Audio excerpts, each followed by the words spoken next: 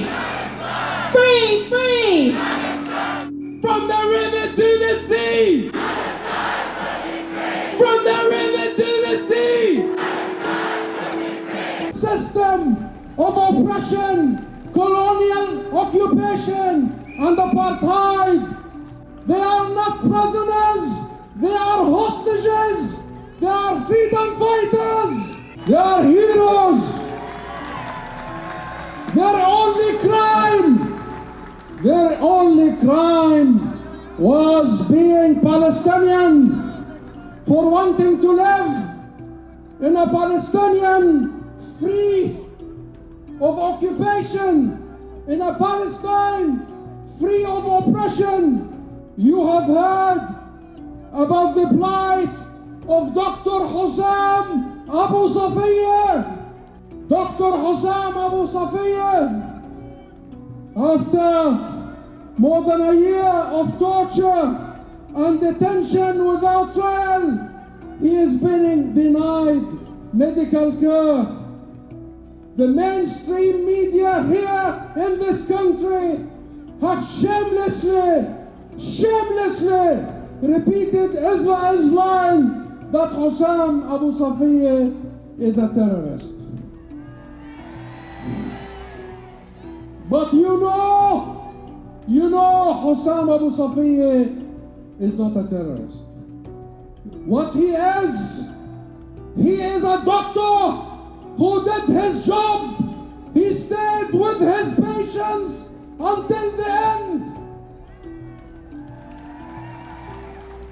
Like so many heroes in Gaza.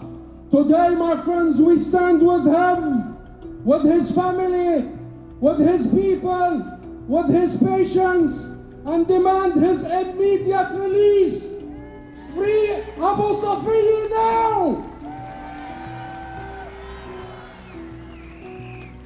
Together with the thousands of those detained by Israel in these detention camps, more than 9,600 Palestinians. And it is not just doctors. Israel has targeted Palestinians across all sectors, teachers, journalists. 260 journalists have been murdered by Israel for reporting the truth, for reporting the genocide, while international media would be banned from reaching Gaza. We owe all of them a debt of justice. They will not be forgotten. We know who are the terrorists. Netanyahu is a terrorist. His government and army are terrorists. Netanyahu is a what? A terrorist. And his settler militias in the West Bank are terrorists. Terrorists. This week, Newham Council became the 33rd council in Britain to pass policy in the support of the divestment of pension funds from companies complicit in Israel crimes. Just 3 years ago, the previous government, the Tory government, was tried and failed to make that kind of decision illegal with its anti-boycott bill that it tried to introduce. There were very few MPs in Parliament at that time willing to speak out against it. If you watched Parliament last week, there was a debate on trade with illegal settlements, and MPs from right across the House were speaking out, whether that's Labour, Independent, Green Party, Tories, Liberal Democrats, and I was about to come into them, a few Tories who gave powerful speeches calling out Israel's atrocities against the Palestinian people. So right across the board, I think what we're seeing is, in this country and around the world, an awakening to the Palestinian struggle and millions of people being engaged in those sorts of actions. Airstrikes against Gaza this week alone have been the most intense since the so-called ceasefire started. All of these atrocious attacks on children, men, women, aid workers, those attending funerals, and even a police station in Gaza have been met with silence from this government. What we did here was the Foreign Secretary of this Labour government saying this week that they got it wrong on Gaza. No, the party did not get it wrong. The party is getting it wrong. Even at this stage of more than 1,000 days of the genocide, this Labour government is still continuing to supply arms and the F-35 parts to Israel, fueling the attacks which have left Gaza, South Lebanon, and whole cities of the West Bank in ruins. Shame. We know that we, the global Palestine solidarity movement, cannot just sit back and hope that a new Prime Minister might be less bad than the last one on the question of human rights for the Palestinian people. That's why we are here today. We will continue to stand up. We will continue to speak up until we see an end to the UK's shameful complicity. And we will not allow the culture of denial to continue. Because all around the world, we have seen the censorship, we have seen the repression, and we have seen crackdowns from governments who refuse to acknowledge what the public can see very clearly, that war crimes and a genocide are being inflicted on the Palestinian people.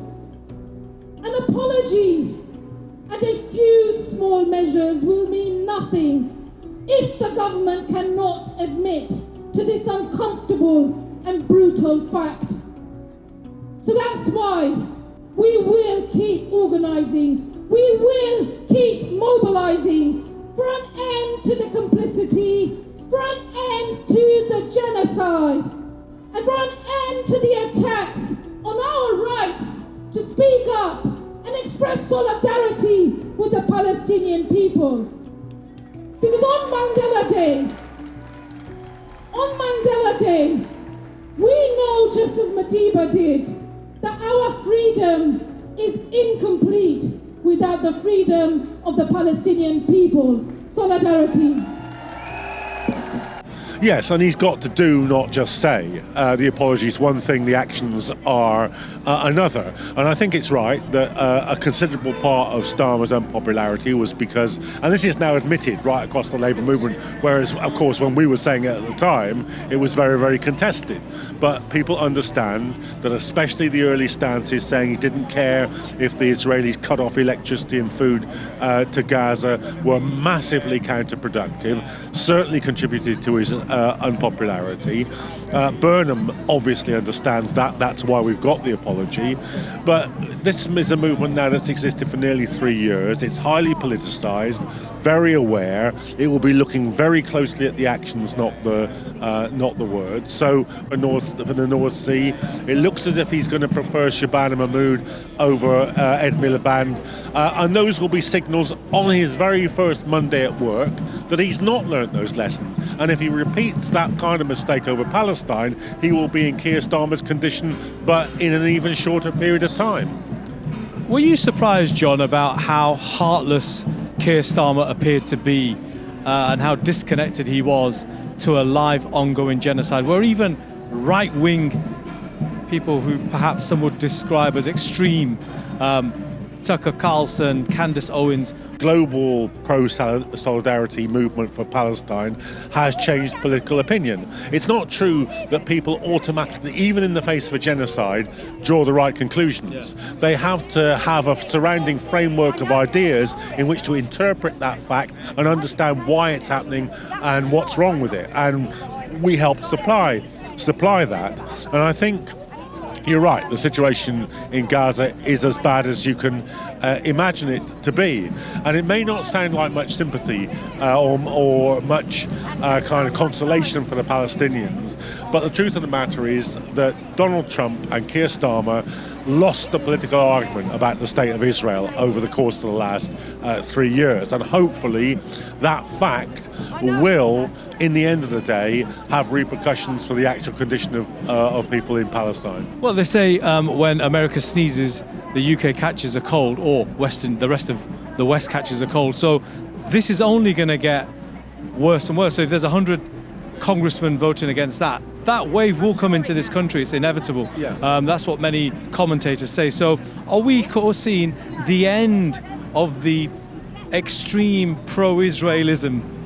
It's a record of utter shame when it could have been a record of pride in standing up for human rights and peace and justice around the world.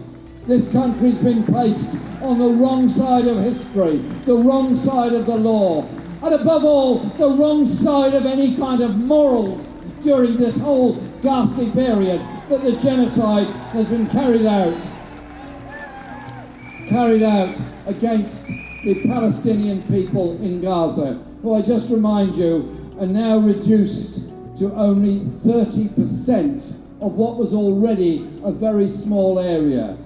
They're being corralled into an ever smaller enclave, with the only exit ultimately either the sea or to be pushed across the border into Egypt.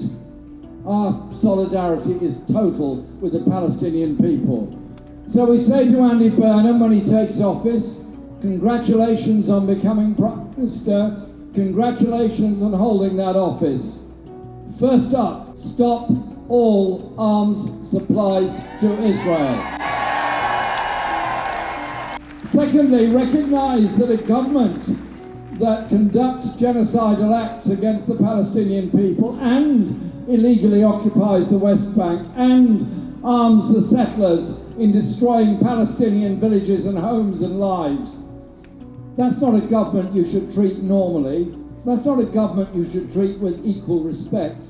That's a government, in my book, that deserves the toughest sanctions against it because of what it is doing. So the choice is there.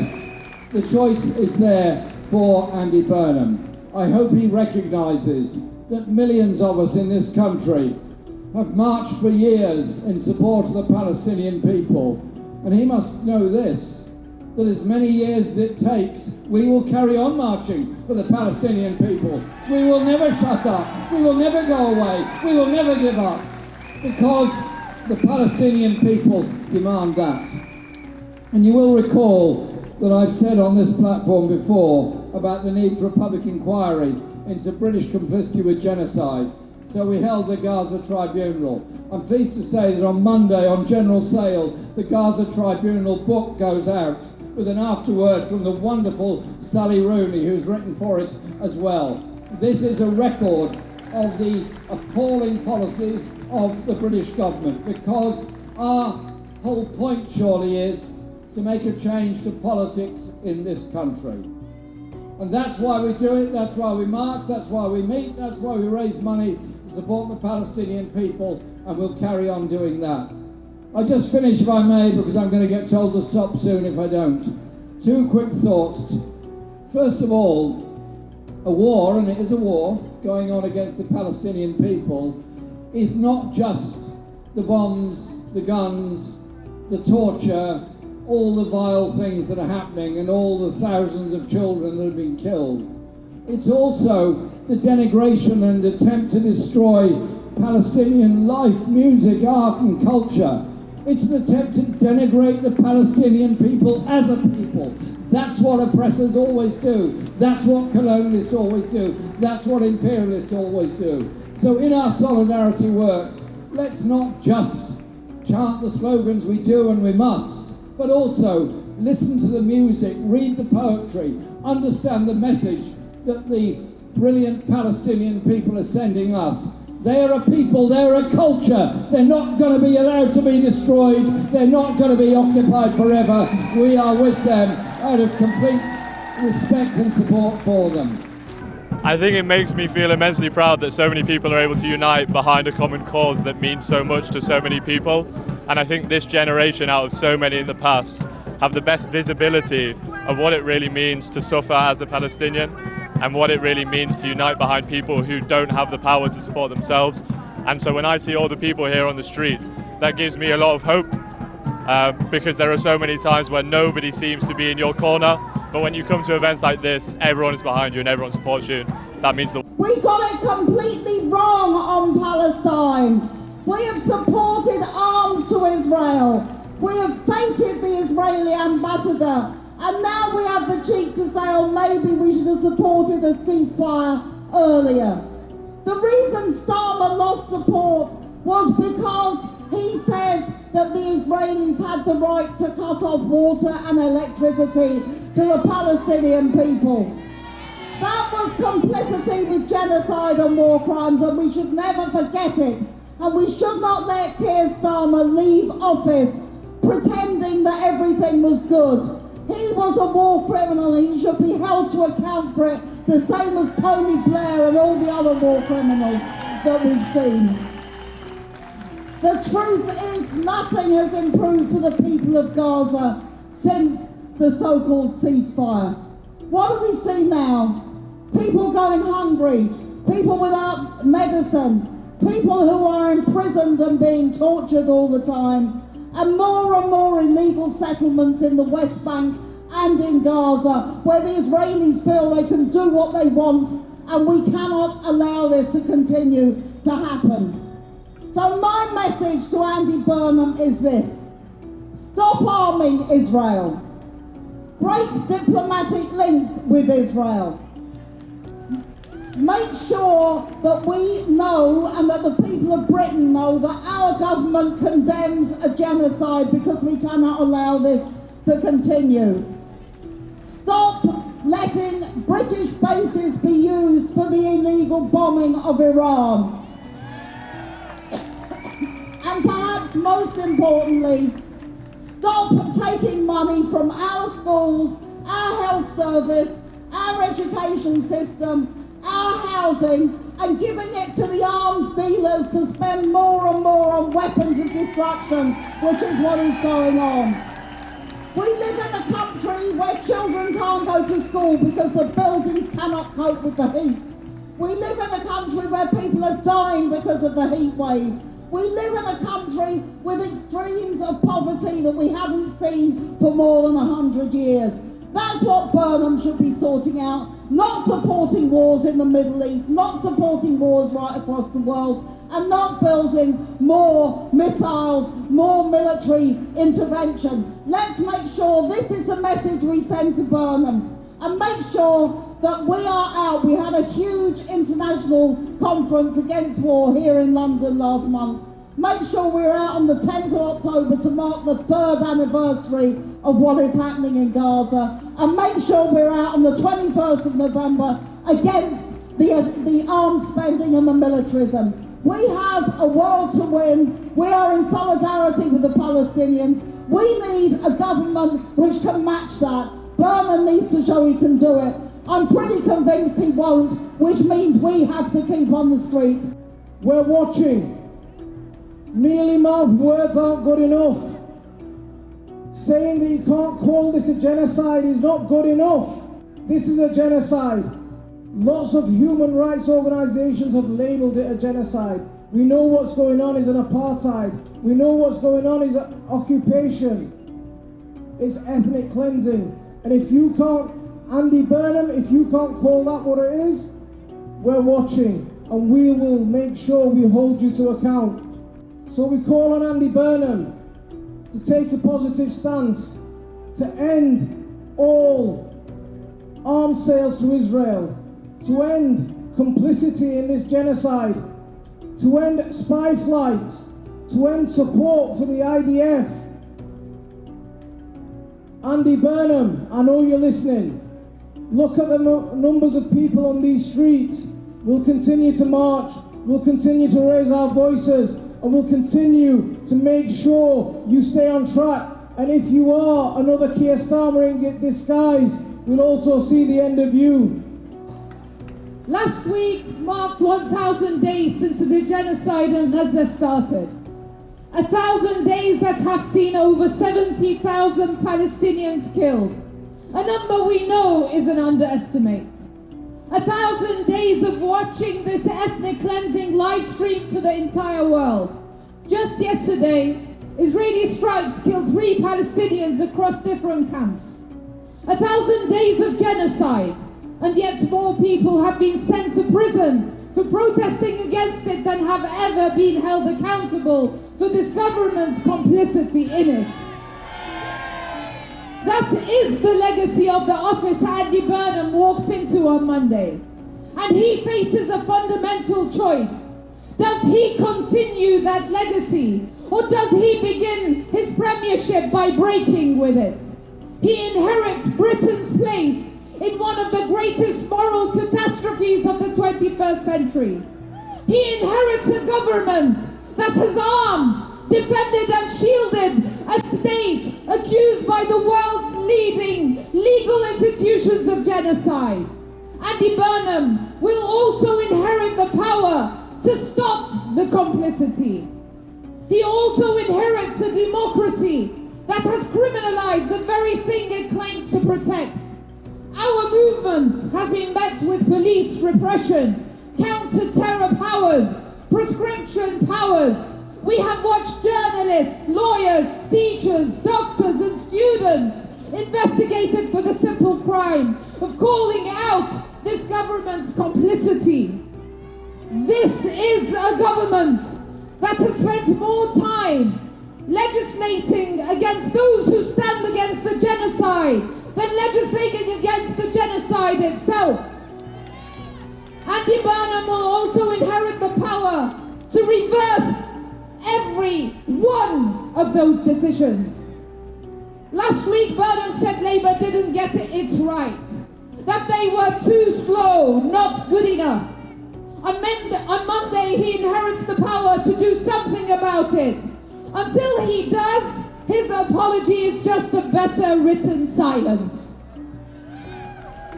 By now, Burnham should understand this movement is not going away. It will not be silenced by repression or brutality.